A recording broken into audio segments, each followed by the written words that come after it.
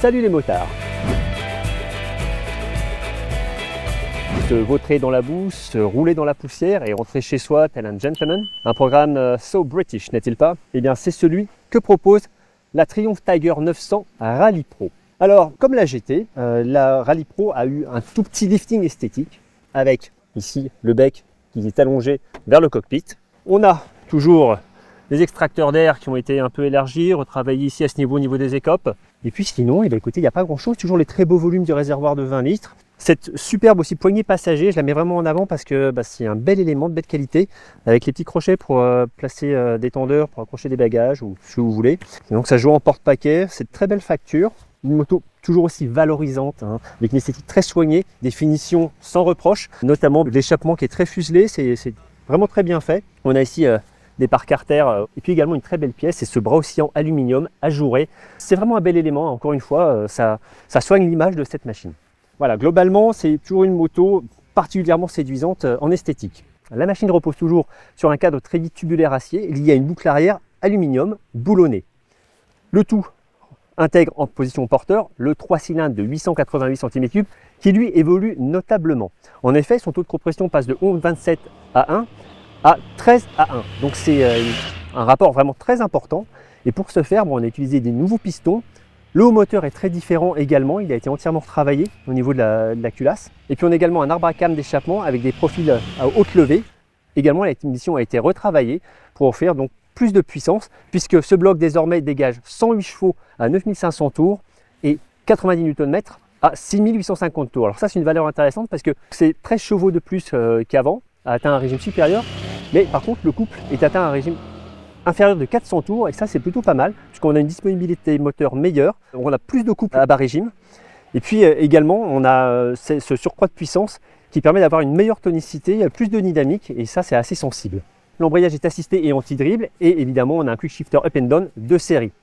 Alors pour régir cette nouvelle cavalerie, on a toujours une centrale inertielle, 3 axes, 6 directions, qui est liée à 6 modes moteurs sur la Rally Pro. On a un mode Off-Road Pro en plus de ce qui existe sur la GT. Pour tout vous dire, je n'ai pas tellement utilisé le mode Off-Road Pro, je suis resté plutôt sur le mode Off-Road normal qui permet de garder de l'ABS sur l'avant, ça le coupe à l'arrière, et puis un contrôle de traction de type Off-Road, hein, donc tout terrain, qui est moins intrusif, qui laisse vraiment dériver la machine mais avec un certain contrôle. Et ça, c'est super efficace aussi quand on a un niveau moyen ou intermédiaire. Voilà, ça permet vraiment de se faire plaisir. J'y reviendrai en dynamique.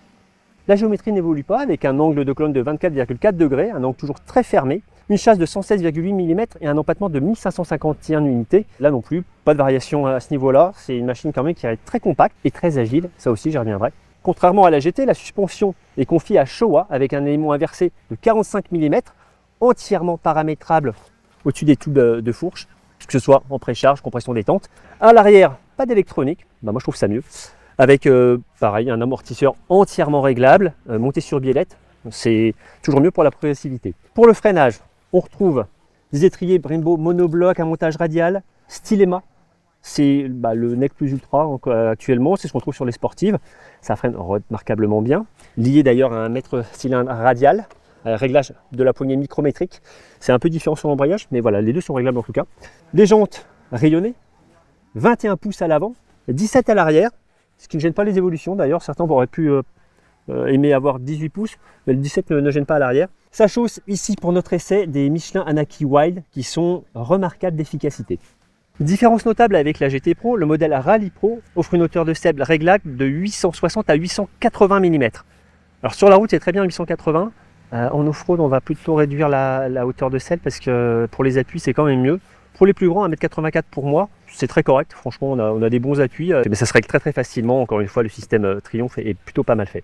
Là, par exemple, vous voyez, je suis sur une assise à 880. Voilà, je suis parfaitement bien pour les jambes. Et puis, je ne suis pas écrasé dans la bécane. Voilà. Alors que quand on est 20 mm plus bas, on a tendance à avoir les genoux, c'est un peu moins confortable. Beaucoup de recul sur la selle, comme sur la GT Pro. Ça, c'est génial. Moi, j'adore. On a vraiment toute l'attitude de se déplacer sur la machine. Et idem d'ailleurs quand on est debout sur l'air pose-pied, pareil, on n'est pas gêné du tout par la selle. Moi je trouve ça pas mal, c'est très efficace. La position est d'ailleurs assez différente en ergonomie sur le modèle 2024 puisque on a un guidon qui est ramené vers le pilote de 15 mm, donc on a plus d'aisance, C'est un guidon très large, on a beaucoup d'appui. Moi je trouve que c'est très agréable. On a toujours cette légère bascule sur l'avant qui permet d'avoir un petit peu de pression sur les poignets. Moi je trouve ça très bien pour contrôler le train directeur sur route. Et en tout terrain, c'est aussi très agréable. On a un guidon qui est monté un peu souple. Et c'est pareil, ça c'est hyper agréable en tout terrain. Ça réduit un peu les vibrations. Et ça ne gêne absolument pas pour guider la machine. Une dotation très complète en équipement avec selle chauffante, pilote et passager. Poignée chauffante bien évidemment, très discrète toujours chez Triomphe, ça c'est remarquable. Commodo très efficace avec un régulateur de vitesse de série également. Des raccourcis pour accéder aux différents modes et aux différents paramètres. Un joystick pour piloter tout ça, mais l'ensemble de l'ergonomie électronique est largement perfectible. On se perd un petit peu dans les informations, c'est pas toujours hyper judicieux. Tout n'est pas affiché comme on le voudrait, enfin il y a encore des petits progrès à faire à ce niveau-là. Et puis pareil, pour aller dans les modes off-road, ce qui sous-entend enlever des assistances ou les réduire. Triomphe demande à ce que a priori on coupe le moteur, enfin du moins qu'on fasse à l'arrêt. On ne peut pas le faire en roulant, alors c'est parfois un petit peu pénible. Enfin, pour notre usage effectivement en test, c'est toujours un peu pénible. Mais sinon globalement ça fonctionne assez bien. La protection, comme sur la GT Pro, est plutôt très correcte avec ses déflecteurs de série. On a un réglage de bulle toujours très facile. Voilà. Une protection pas mal du tout. Au niveau du buste, on a les bras qui restent un petit peu dans le flux d'air. Pour le casque, ça va très bien. Et puis le bas des jambes est par contre assez exposé. Bon, voilà, c'est le seul reproche qu'on peut se faire en termes de protection sur cette machine. Voilà pour la partie théorique de cette Tiger 900 Rally Pro. Je vous propose d'abord de l'essayer rapidement sur la route. Excellente protection à bord de la Tiger 900 Rally Pro. On a exactement la même à bord de sa consoeur routière, la GT. En dépit de grands débattements de suspension, cette Rally Pro conserve une parfaite homogénéité et tenue de cap, même à grande vitesse, il n'y a aucun problème. Et puis tant qu'on parle de partie cycle, moi le toucher de route de cette version plus off-road de la Tiger me convainc parfaitement. Je trouve qu'on a un bien meilleur ressenti au guidon de ce modèle de tout ce qui est toucher de route, et même si on a plus de transfert de masse à la prise des freins, très logique, on a quand même 240 mm de débattement à l'avant, et là forcément quand on freine un peu, il faudrait davantage réduire la détente à l'arrière. J'ai rien touché encore sur ce modèle, et puis mettre un peu de compression et de précharge à l'avant. Je trouve que cette version Rally Pro s'emmène plus facilement encore que la version GT. Comme à bord de la GT, on peut de nouveau louer les évolutions mécaniques qui caractérisent ce millésime, avec un moteur toujours plus disponible, dès 5000 tours, voire 4500 tours généralement. 4500 tours sur les intermédiaires, on sent que c'est à 5000, mais il y a une très nette évolution, et c'est moins en puissance, je trouve, que en termes de force moteur, on sent cette évolution. Disponibilité à tout moment, et puis surtout un meilleur ressenti de la mécanique en accélération, en gestion des gaz, avec une injection toujours sans reproche, qui permet de parfaitement contrôler toute la cavalerie, les 108 chevaux qui désormais habitent ce 3 cylindres de 888 cm3. Alors on va les chercher un peu plus haut, mais c'est pas très grave. Et alors il y a vraiment, comme sur la GT, un regain de caractère sur la courbe de coupe maximum. Quand on arrive à 6500 tours, 6800 tours, là on sent vraiment que il y a pas un coup de pied aux fesses, mais un surcroît de personnalité. Clairement, le moteur se fait alors vraiment plus sportif. Donc beaucoup d'agréments et toujours une très belle sonorité de la boîte à air. Ça ronfle. On reprochera juste à l'ABS d'entrer un peu vite en action. C'est notamment le cas sur l'arrière avec les transferts de masse sur cette Rally Pro. Enfin rien d'anormal. Et toujours un excellent shifter. C'est vraiment très dynamique. Avec une moto qui contient son poids, on a des évolutions faciles, toniques. Ça c'est aussi un excellent point. Hop, un petit coup bottes pour rentrer la vitesse au quick shifter. Ouais, ça contrôle quand même bien les transferts de masse. Hein. La fourche a une plongée à peine rapide sur les premiers centimètres d'enfoncement et après c'est particulièrement bien freiné. Ouais, ça reprend dès 4000 tours. Pourtant je suis en mode pluie. Alors je voulais vraiment essayer. Tout à l'heure sur cette prise de vitesse un peu importante, j'étais également en mode pluie. Je trouve que les différences d'ailleurs sont pas très marquées. Le mode off-road un peu plus, mais sinon différents modes. On a une réaction à la poignée qui n'est pas dramatiquement différent, je trouve. C'est un peu sensible mais sans plus. J'étais un peu surpris là si je rentre. Ouais, vous voyez, ça repart fort quand même. Ouais, je trouve que les profils sont pas marqués comme sur d'autres machines ou d'autres marques. Alors au guidon de cette machine, moi ce que j'apprécie particulièrement, à nouveau, comme au guidon de la GT Pro d'ailleurs, c'est la gestion de ce moteur, ce 3 cylindres Triumph de 888 cm3 avec du couple plus facilement disponible à mi-régime et à bas régime aussi. Et surtout cette façon de pouvoir contrôler cette mécanique très facilement, pouvoir doser les gaz vraiment très finement. Ça c'est un vrai avantage en tout terrain. Voilà, on peut refaire une petite dérive comme on veut, histoire de faire tourner la brêle. Même en montée, hein, j'ai tout à l'heure, je suis resté en seconde à des endroits où ça montait pas mal.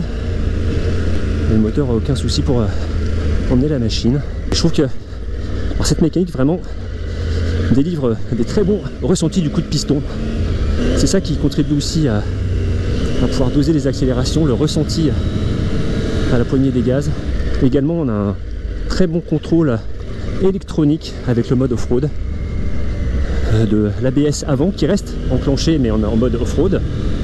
C'est très bien calibré, en revanche l'arrière est déconnecté et ça permet de mettre la moto en travers. Voilà, comme ici, sauf que là évidemment j'ai calé. Voilà.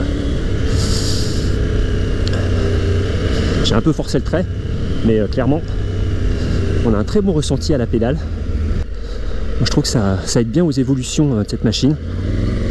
Et puis alors un amortissement superlatif. J'adore encore une fois le toucher de terre, d'asphalte, tout en fait avec cette moto. Ouais, c'est vraiment un ensemble cohérent. Avec une direction comme sur la GT Pro d'ailleurs, que je trouve sur la Rally Pro plus saine, plus légère qu'avant. Je trouve qu'avant on avait légère lourdeur sur la colonne et je la ressens plus là sur cette évolution de ce modèle.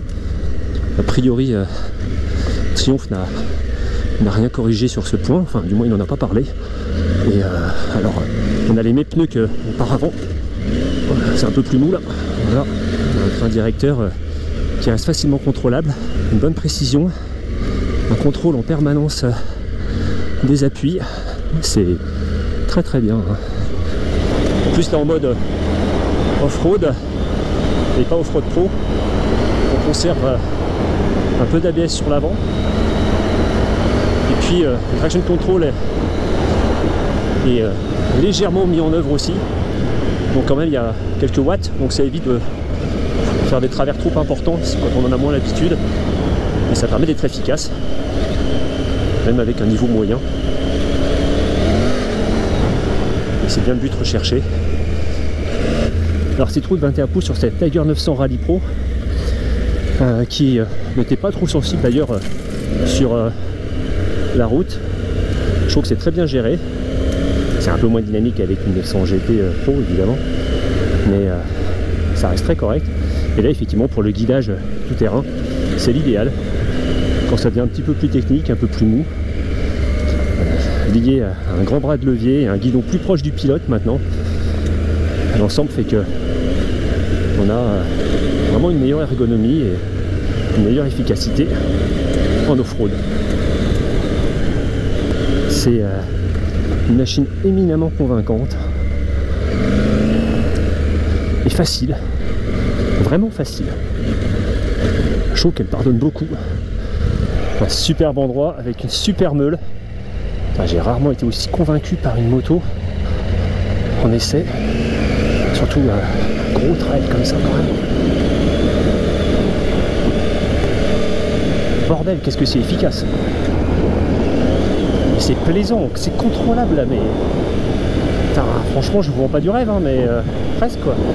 Donc à l'issue de cet essai, j'ai passé une excellente journée au guidon de cette Triumph Tiger 900 Rally Pro.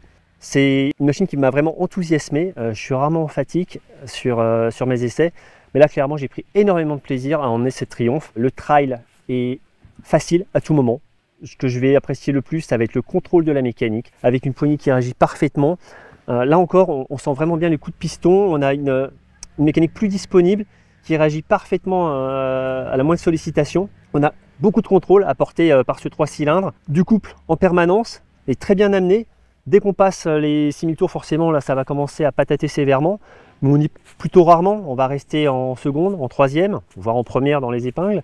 Et vraiment, à chaque fois, on a un contrôle tant de la mécanique que de la partie cycle. Beaucoup d'appui. On peut facilement corriger sa trajectoire. Même quand la machine va embarquer, il suffit de remettre un petit coup de gaz, des appuis sur les repose-pieds, au guidon, et on sort de quasiment toutes les situations, même sur un sol assez meuble.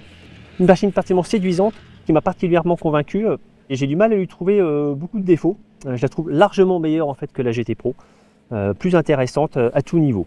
On a également un confort superlatif des suspensions, avec des éléments qui encaissent vraiment tout, toutes les saignées, toutes les bosses, même les sauts. Et puis surtout on n'a pas d'interface électronique, c'est vraiment simple. Voilà, un ensemble qui est rationnel et particulièrement efficace. Évidemment, tout ça c'est pas donné, on est à 17 195 €. C'est un tarif relativement élevé, mais par contre on a une machine complète en termes de dotation. On lui opposera une KTM 890 Adventure R, un peu plus de 17 000 €. On a également la toute nouvelle BMW 900 GS, qui n'est pas encore sortie, mais qui sera une concurrente redoutable pour ce modèle. L'allemande devrait se situer aux alentours de 15 000 € en entrée de gamme. Il faut savoir qu'avec toutes les options, on sera certainement beaucoup plus haut. Et puis encore une fois, on aura les Honda Africa Twin, notamment la version la plus capable avec ses suspensions électroniques et la boîte DCT, qui est un peu en dessous de 18 000 €. À ses opposantes, la Triumph pourra répliquer par sa finition, une électronique plutôt convaincante, des commodos rétroéclairés, et ça, il n'y en a pas beaucoup qui les proposent. Et puis un ensemble mécanique, électronique, suspension, qui est vraiment de haute volée. Voilà ce que je pouvais vous dire à l'issue de cette première prise en main de cette Tiger 900 Rally Pro modèle 2024. Je vous en dis évidemment bien plus sur l'essai en ligne sur lerepaire-des-motards.com. Abonnez-vous à la chaîne YouTube et moi je vous retrouve très bientôt pour un nouvel essai. Ciao!